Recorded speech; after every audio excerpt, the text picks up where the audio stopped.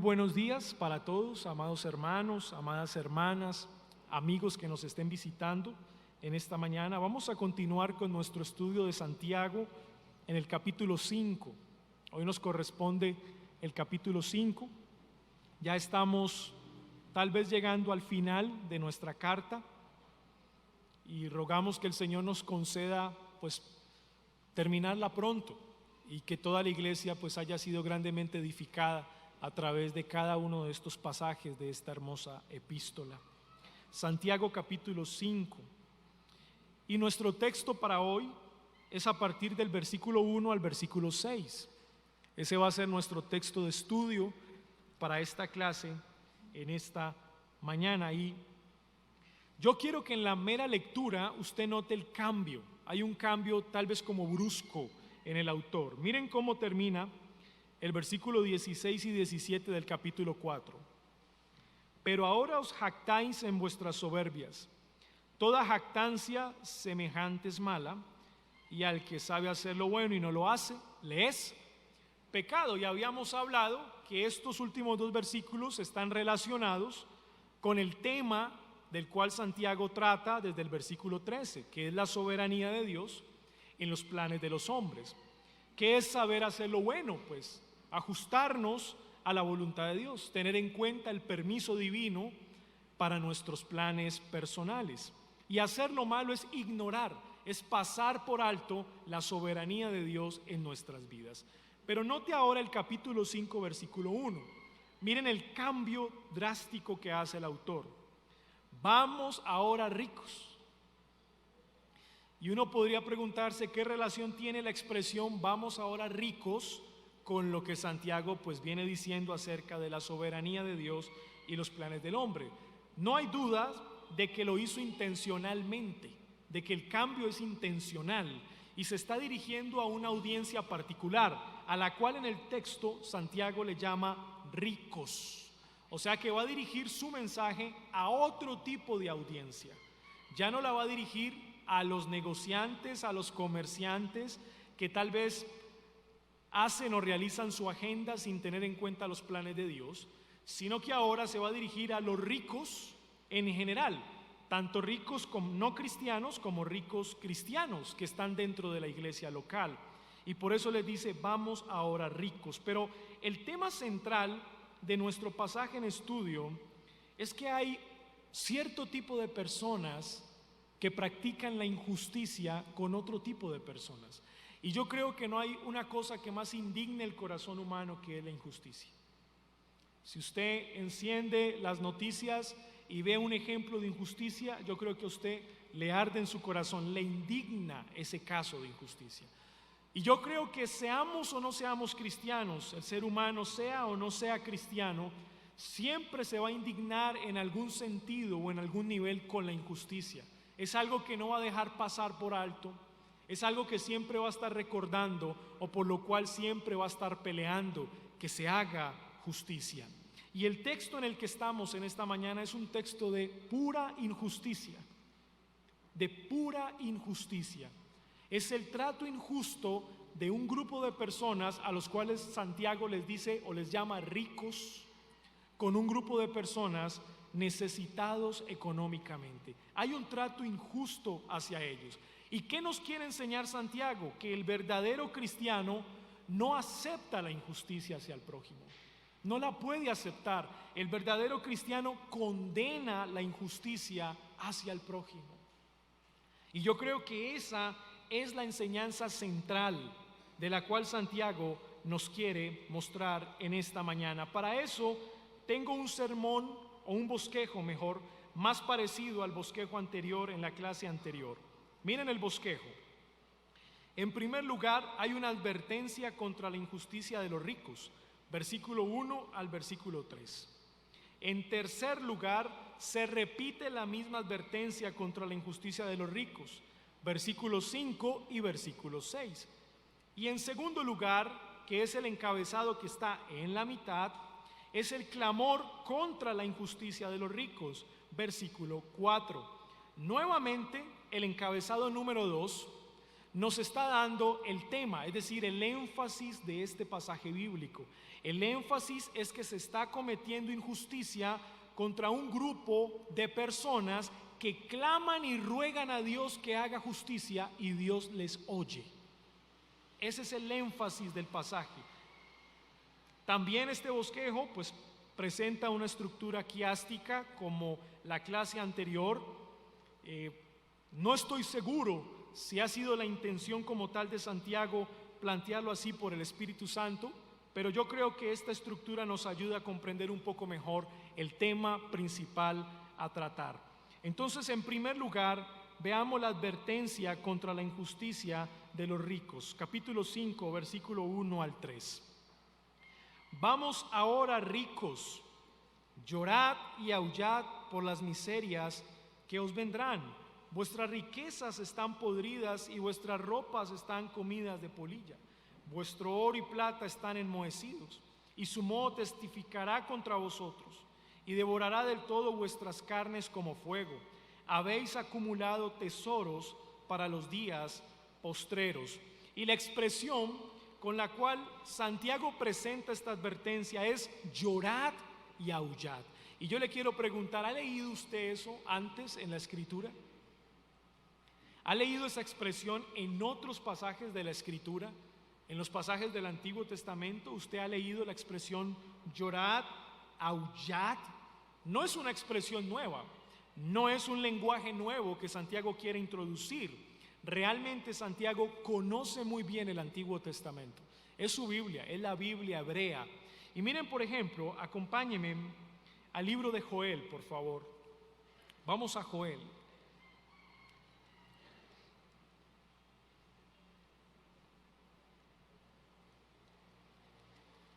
Capítulo 1, y vamos a encontrar un discurso muy parecido en Joel, capítulo 1. Recuerden que el profeta Joel está profetizando después de que el reino del norte fue llevado a cautiverio por el imperio asirio. Después de que el reino del norte es deportado, es exiliado, Joel empieza a profetizar al reino del sur, que es Judá. Es como si la profecía de Joel dijera lo siguiente: tal como le ocurrió a Israel, el reino del norte, asimismo le ocurrirá a ustedes si no se arrepienten al reino del sur, a Judá. Es una profecía que advierte el cautiverio del imperio babilónico sobre el reino del sur, que es Judá. Y en este hilo de ideas, miren su discurso, versículo 5, capítulo 1, versículo 5 de Joel. Despertad, borrachos, y llorad. Gemid, miren las palabras, subraye la palabra llorad, subraye la palabra gemid. Todos los que bebéis vino a causa del mosto, porque os es quitado de vuestra boca. Versículo 8. Llora tú como joven vestida de cilicio por el marido de su juventud. Versículo 17. El grano se pudrió debajo de los terrones, los graneros fueron asolados, los alfolíes destruidos porque se secó el trigo. Hay un discurso muy parecido al discurso de Santiago. Es como si Santiago estuviese leyendo a Joel y lo estuviese aplicando efectivamente a la audiencia a la cual él está redactando esto. Miren el profeta Jeremías. Vamos a Jeremías, por favor. Jeremías, capítulo 4, versículo 8. Jeremías capítulo 4, versículo 8.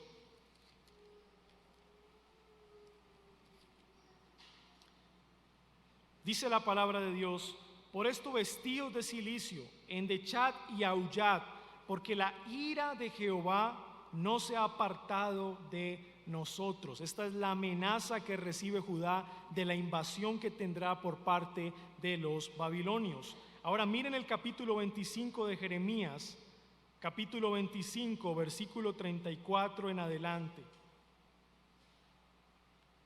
Tiene las mismas palabras, es el mismo discurso. Aullad, pastores, y clamad, revolcaos en el polvo. mayorales del rebaño, porque cumplidos son vuestros días para que seáis degollados y esparcidos, y caeréis como vaso precioso. Versículo 36, voz de la gritería de los pastores y aullido de los mayorales del rebaño, porque Jehová asoló sus pastos, y los pastos delicados serán destruidos por el ardor de la ira de Jehová. Leo estos textos del Antiguo Testamento porque hay una relación entre la palabra llorad y aullad que presenta Santiago y la ira de Dios. Todos los textos del Antiguo Testamento donde aparece aullad y llorad es una advertencia de Dios contra el pueblo de que su ira se va a derramar sobre ellos. O sea que Santiago utiliza la misma mecánica, el mismo método del Antiguo Testamento, y advierte a este grupo de personas llamados los ricos y les dice: así como la ira de Dios estaba sobre la nación de Judá cuando se llenó de orgullo y de soberbia y no se quiso arrepentir y confió más en sus riquezas económicas que en Dios, así como la ira de Dios estaba sobre ellos y la advertencia de muerte estaba sobre ellos, asimismo yo les advierto a ustedes. ¿Notan la idea?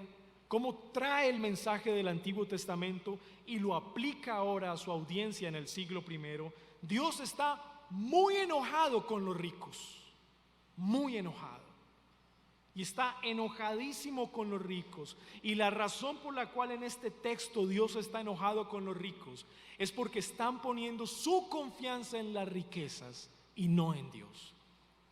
No es porque Dios no enriquezca, no, Dios enriquece y empobrece, las dos cosas. Pero Dios está enojado con aquellos que Él enriquece, pero ponen su confianza en la riqueza y no en el dador de ella.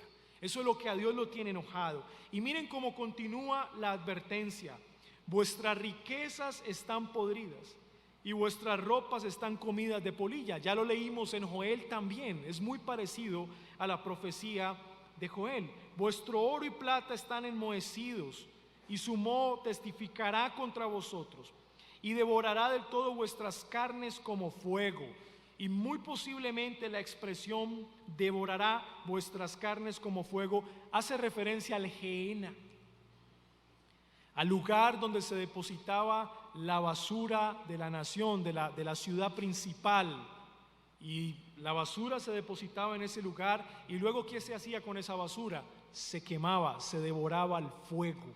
Y es muy posible que Santiago esté utilizando ese lenguaje como si siguiera la enseñanza de Jesús y dijese: todo lo que ustedes han obtenido en su vida, todo en lo cual han depositado sus esfuerzos con todo su corazón, en lo cual han depositado su confianza, lo cual les ha dado una felicidad pasajera, que son sus riquezas, sus posesiones materiales, todo eso se va a ir al infierno.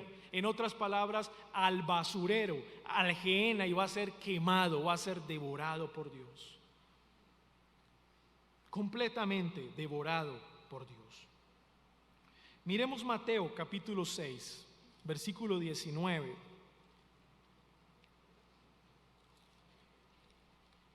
Mateo 6, 19.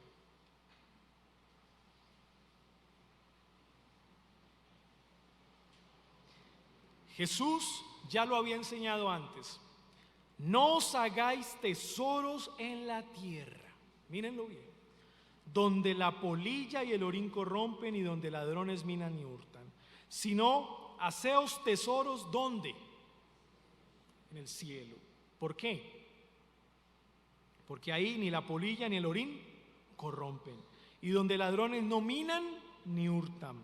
Y miren, el versículo 21 es clave aquí: porque donde esté vuestro tesoro, allí estará también vuestro corazón.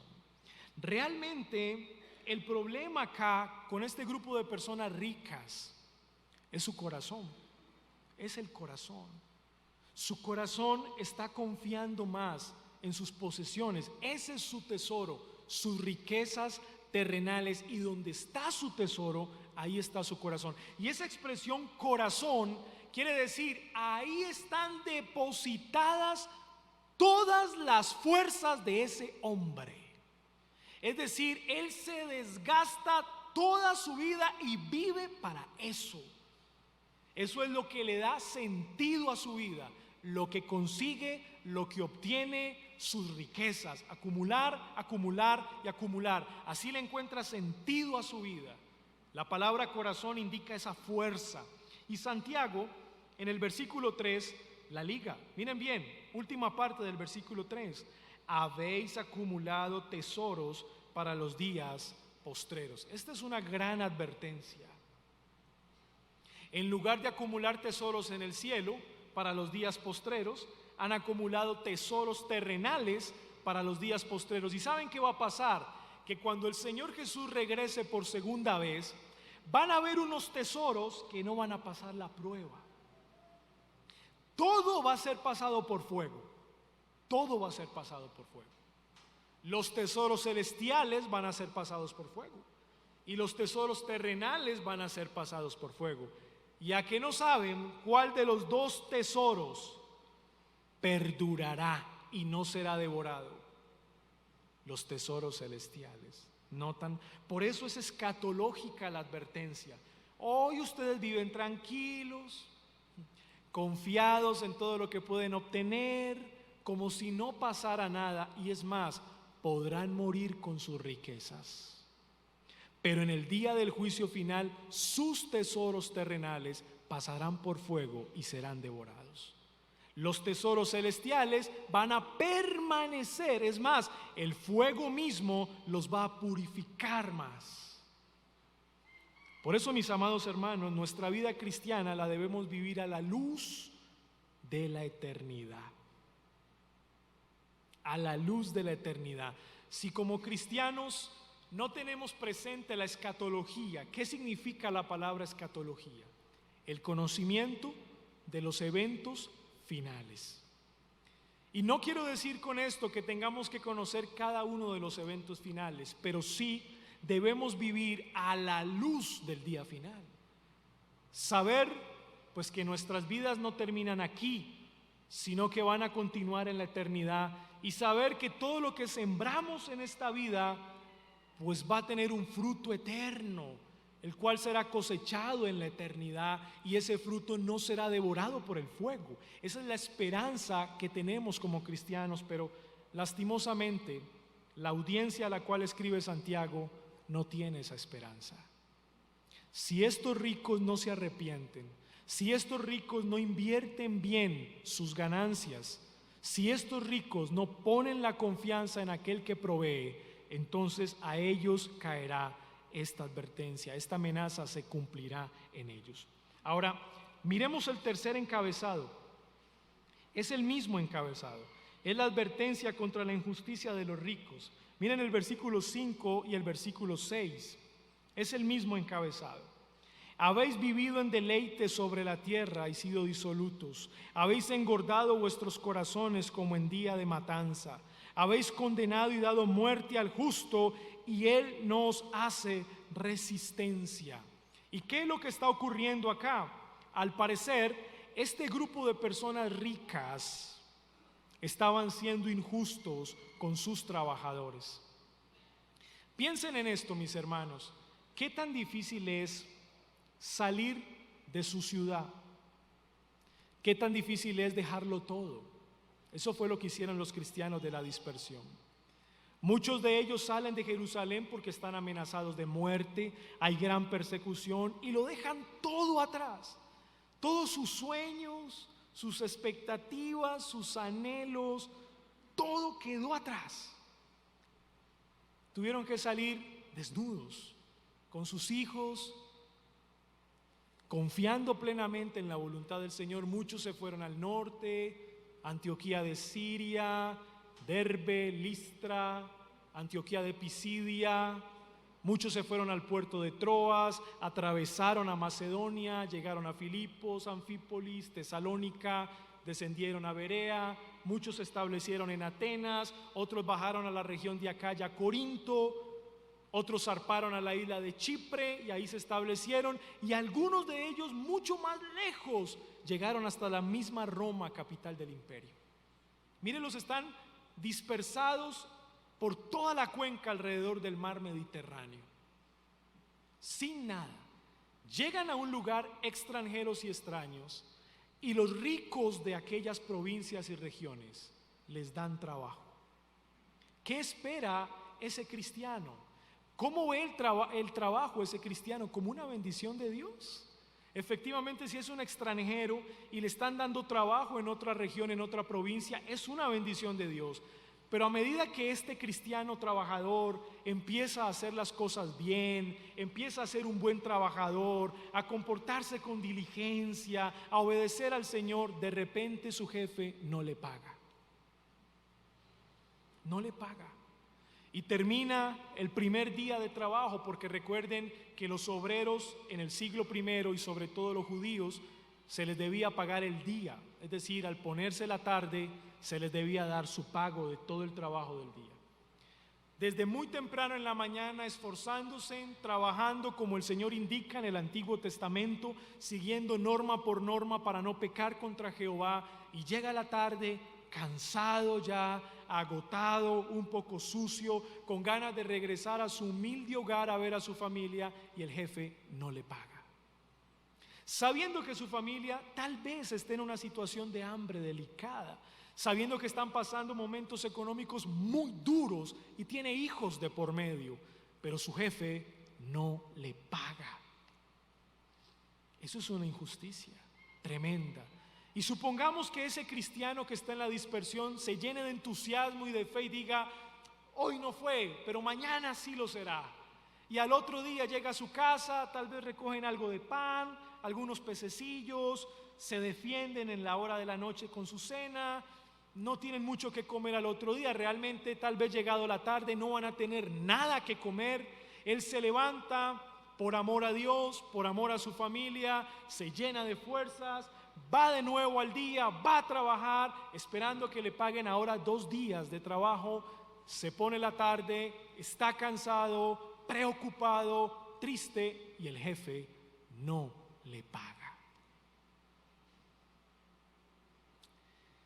Ese cristiano sabe que hay una injusticia y sabe que están cometiendo una gran injusticia con él y con su familia, pero de repente él piensa lo siguiente: pero nadie se da cuenta de esto. ¿Lo notan? Solo lo sé yo, lo sabe mi familia que está viviendo la situación y el jefe, pero nadie se da cuenta de lo que yo estoy viviendo.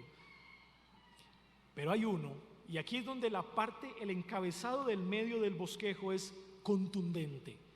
Hay uno que todo lo ve. O sea, hay uno que ve todas las injusticias de la sociedad, al cual no se le pasa ninguna injusticia. Pero note la disyuntiva, aquí hay una disyuntiva tremenda, y les voy a decir cuál es. Mírenla bien. Un cristiano que trata de obedecer al Señor y hacer las cosas bien, que recibe injusticia. ¿Nota? Pero al mismo tiempo viene el otro lado. Él tiene la esperanza de que Dios un día hará justicia. Pregunta: ¿cuándo? Esa es la pregunta. Y esa es la pregunta que está en la mente de ese cristiano que vive en la injusticia. ¿Cuándo, Señor? ¿Hasta cuándo dejarán de ser injustos conmigo? ¿Hasta cuándo me darán un trato injusto, Señor? Y saben una cosa, muchas veces el Señor tarda en responder. Y lo que es tremendo, y ahora lo vamos a revisar en el encabezado de la mitad, es que el Señor promete hacer justicia, pero no nos dice cuándo. Por eso hay una disyuntiva ahí. Porque es que quien recibe la injusticia es un cristiano. Se supone que es una de las personas más justas que hay sobre la faz de la tierra, es el cristiano. ¿Y cómo es posible que al cristiano le traten con injusticia? No se le dé lo que él merece por su esfuerzo. Pero Dios le promete hacer justicia un día, pero no le responde en el tiempo que el cristiano quiere que le responda.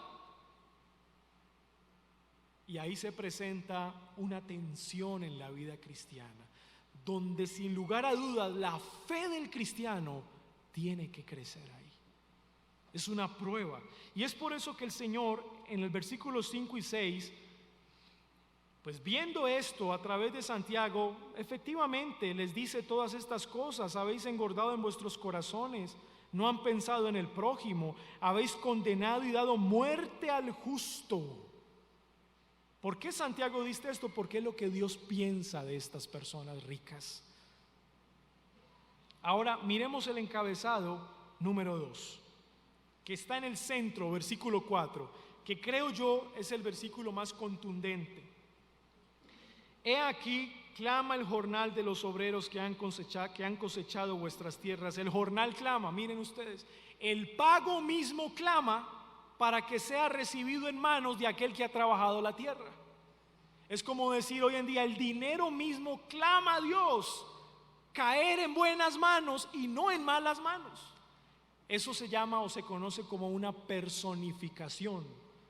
Se le está tratando al jornal o al dinero como una persona que tiene ciertas cualidades y ciertos atributos. Eso es una personificación. El jornal mismo clama. No va a caer en manos de cualquiera, él quiere caer en manos de aquel que ha trabajado la tierra justamente. Aquellos que han cosechado vuestras tierras, un trabajo difícil de campo, el cual por engaño no les ha sido pagado por vosotros ricos, mírenlo. Y los clamores de los que habían cegado han entrado en los oídos del Señor de los ejércitos. Piense conmigo un momento, analice. ¿Por qué el nombre que da Santiago de Dios aquí es el Señor de los ejércitos? Piense, reflexione conmigo por un momento. ¿Por qué el Señor de los ejércitos? ¿Por qué Santiago está utilizando un nombre de guerra en el Antiguo Testamento? ¿Sí o no? Es un nombre de guerra. Aquí la palabra griega para Señor es el Kyrios, es decir, aquel que tiene el poder y la autoridad suprema sobre todas las cosas para hacer lo que quiere, cómo quiere, cuándo quiere y dónde quiere. Pero lo acompaña de los ejércitos, el Señor de las huestes angelicales y humanas. Ese nombre le es dado a Dios en el Antiguo Testamento en contextos de guerra. ¿Sí nota usted bien eso? Así que en medio del clamor del jornal para que el dinero o el jornal mismo esté en buenas manos de manera justa, y de aquellos que han trabajado pero han recibido un trato injusto, el Señor de los ejércitos ha escuchado su oración.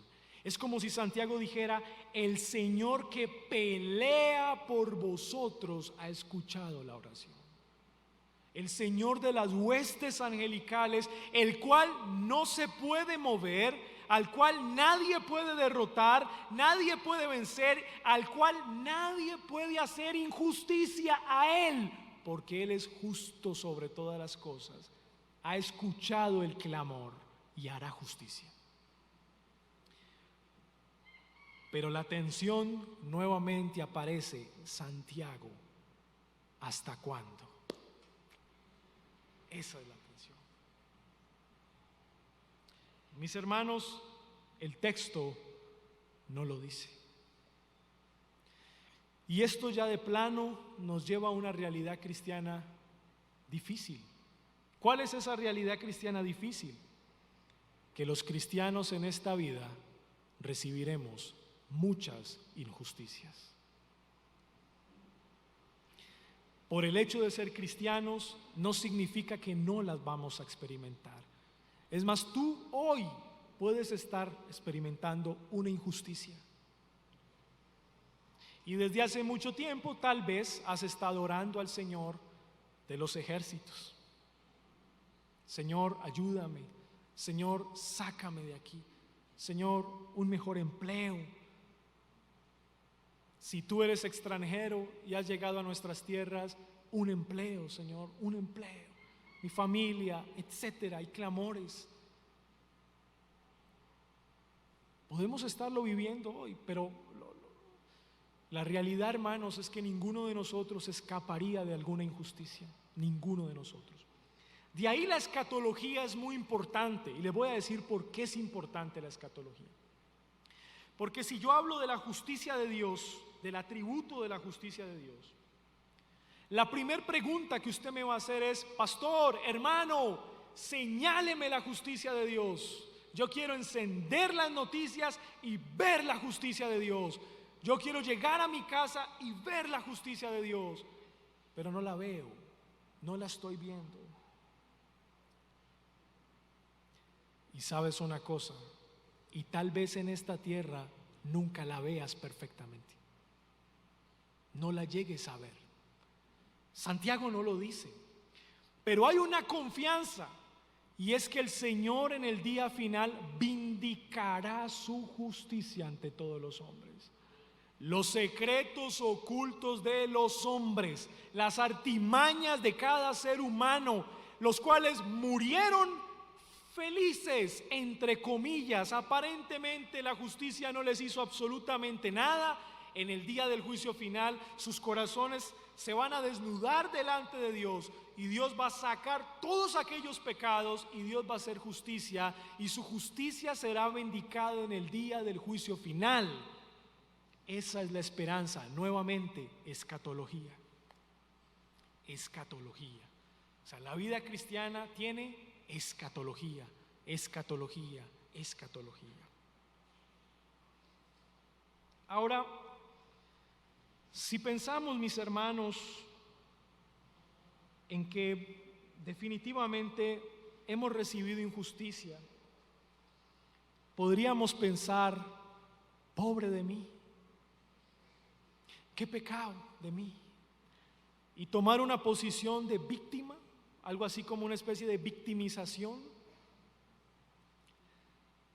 Pero ¿sabe por qué los cristianos no pueden tomar esa estrategia de la victimización en la vida? ¿Usted sabe por qué? ¿Usted sabe por qué, aunque le esté yendo no como usted espera que le vaya, no puede tomar esa condición de victimización? ¿Usted sabe por qué? Porque por mucho que usted y yo suframos en esta vida y recibamos aflicción, nunca superaremos el trato injusto que le dieron a Jesús. Nunca. Y es por eso que la victimización en la vida cristiana no es buena, ni utilizarla para ganar y conseguir recursos, porque nuestro Señor Jesucristo es la máxima expresión de la injusticia humana y se vio reflejado en el sacrificio de la cruz. Miremos Lucas capítulo 23.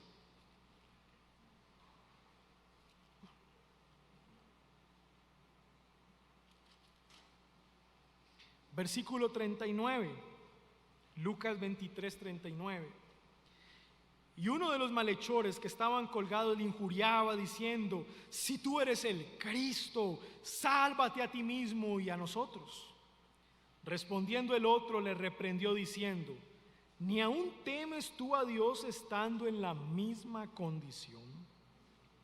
Nosotros, a la verdad, justamente padecemos, porque recibimos lo que merecieron nuestros hechos, mas éste ningún mal hizo.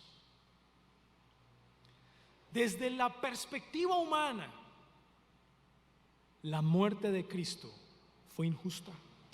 Es completamente injusta.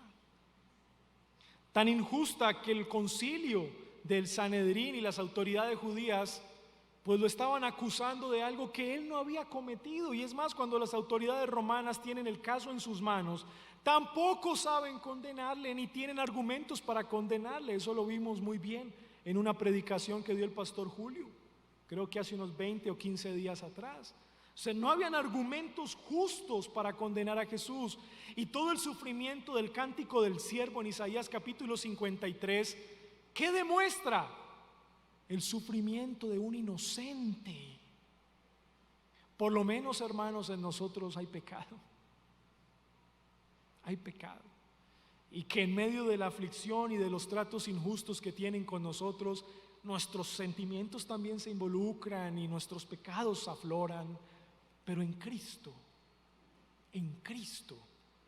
no le hizo mal a nadie, Cristo. Pero Cristo recibió el trato más injusto y se vio reflejado al morir con 2 malhechores en la cruz. Por eso la victimización salida. 2. Entonces Jesucristo mismo, aquel que sufrió por su pueblo elegido, castigará toda injusticia, vindicando su justicia delante de los hombres. Esa es la esperanza. El mismo Cristo que vino como cordero regresará como un león. No regresará como cordero, ahora regresará como un león. ¿Y quién podrá estar? Hará su justicia para la gloria de Dios Padre. Esa es nuestra esperanza. ¿Qué debemos hacer nosotros, mis hermanos, de forma práctica con esta enseñanza? Número 1, debemos aceptar la realidad de que los justos en esta tierra padecerán injusticia por parte de los hombres. Es lo primero. Intentar vivir esta vida como si ya estuviéramos en el reino eterno, no. Estamos experimentando las primicias del reino eterno, los poderes del siglo venidero, como lo dice Hebreos capítulo 6 del 4 en adelante. Pero no estamos en el reino eterno, así que tenemos que ser realistas, mis hermanos, y aceptar de que los justos sufren y de que los justos recibirán injusticia. Número 2, ¿qué debemos hacer entonces? Debemos arrepentirnos si nosotros hemos cometido injusticia contra nuestro prójimo. Porque está bien que el texto de alguna manera enfatiza sobre la clase menos favorecida, con los que han recibido la injusticia, pero esa clase menos favorecida también puede ser injusta. La pregunta es, mi hermano, para ti, ¿has sido injusto en tu trato con tus hermanos? ¿Has sido injusto? Y si tú eres un creyente que tienes empresa, diriges empresa, tienes empleados, tienes personal a tu cargo, piénsalo muy bien. ¿Has sido injusto? Ahora, supongamos que tú no eres jefe, no tienes a tu cargo personal. El principio del trato a nuestros hermanos como Cristo lo hizo. ¿Hemos tratado a nuestros hermanos de manera injusta en algún momento en la vida? Reflexionemos. Entonces debemos arrepentirnos de toda injusticia. 3, debemos descansar en la verdad de que la venganza no es nuestra, la venganza es de Dios. Y yo creo que esta verdad nos ayuda a no llenar nuestro corazón de resentimiento, de amargura y de ira ante las situaciones de injusticia. Yo sé que no todos los grados de injusticia, que no todas las injusticias tienen el mismo grado. Yo sé que hay niveles de injusticia en los cuales definitivamente se podría decir, pero ¿cómo no vengarse? Sin embargo, lo que libra el corazón del creyente de dejar crecer en su vida amargura y todo deseo pecaminoso de venganza es descansar en que Dios es la venganza por nosotros. La pelea es de Dios, del Señor de los ejércitos. Número 4, los creyentes que Dios ha prosperado económicamente, mis hermanos, ustedes deben invertir parte de sus recursos en la extensión del reino de Dios. Porque efectivamente lo que pasa en el pasaje es que estos ricos están poniendo su confianza en la riqueza y lo están demostrando es porque no les interesa el reino de Dios ni están invirtiendo para la extensión del reino de Dios. Si tú eres un creyente y el Señor te ha prosperado económicamente, ten en cuenta, amado hermano, que tú también corres el riesgo de confiar en tus posesiones. Así que esta aplicación va para ti. Como creyente económicamente próspero, debes invertir parte de tus recursos en la extensión del reino de Dios. Esta es la teología de la verdadera prosperidad. Cuando tú das generosamente, con sencillez de corazón y con alegría, el Señor te bendice. 3 requisitos para ofrendar, 3 requisitos para darle al Señor: voluntariamente, con sencillez de corazón y con alegría. Y yo quiero dejar esta aplicación a todos aquellos que el Señor ha prosperado económicamente. ¿Estás ofrendando?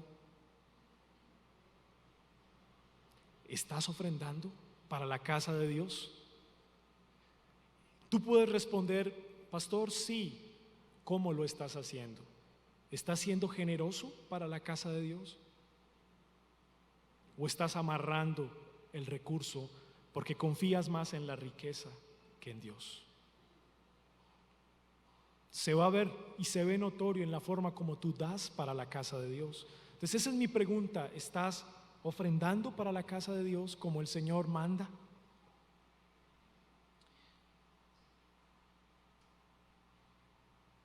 Cabe resaltar, mis amados hermanos, que tal vez no a todos el Señor prospere económicamente de la misma manera, pero sea muy prosperado económicamente o no tanto, la manera para no confiar en lo poco o en lo mucho que tenemos es a través de la generosidad de nuestros corazones y principalmente dar para la casa de Dios. Ahí pruebas tu propio corazón. Mis amados hermanos, tal vez este es uno de los pasajes que al leerlo no pareciera muy importante y relevante para nuestras vidas cristianas, pero hoy hemos aprendido que sigue siendo un pasaje contundente. Que el Señor nos ayude a no practicar injusticia y que el Señor nos ayude a soportar la injusticia que otros tienen para con nosotros. Demos gracias a Dios.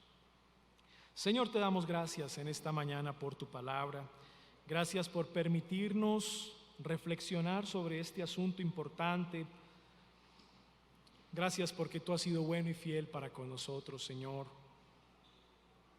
Ayúdanos en medio de las situaciones de injusticia difíciles. Permítenos, Señor, que nuestra esperanza cada día crezca y se fortalezca, mirando a la luz de la eternidad y del juicio final en tus promesas que están en tu palabra y viendo el cumplimiento perfecto de todas esas promesas en la persona de Cristo, la persona que más sufrió la injusticia de los hombres. Señor, permítenos identificarnos con Cristo y poder superar estas pruebas y estos desafíos como tú nos mandas. Líbranos de practicar injusticia. Todo esto para la gloria del nombre de Jesús. Amén.